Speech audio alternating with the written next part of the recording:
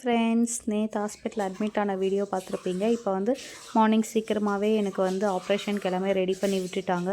என்ன தான் நம்மளுக்கு பயம் இல்லாமல் இருந்தாலும் அந்த லாஸ்ட் மினிட்ல வந்து ஒரு அழுகை வரும், அந்த பயம் கொஞ்சம் வரும்.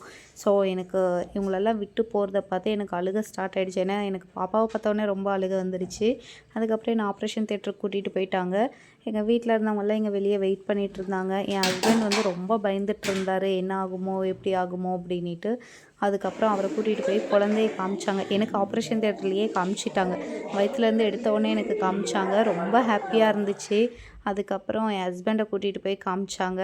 ஏன்னா குழந்தை எடுத்துகிட்டு வந்து அவங்க கொடுக்கல, இவரை கூப்பிட்டு தான் அவங்க வந்து காமிச்சாங்க.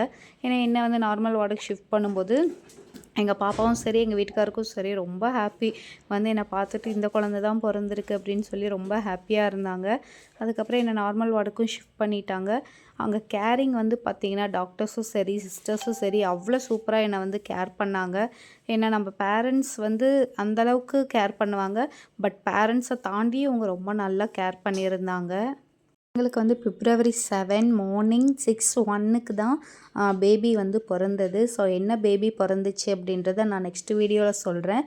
ஸோ அது வரைக்கும் நம்ம பேஜை வந்து ஃபாலோ பண்ணிக்கோங்க. பாய்.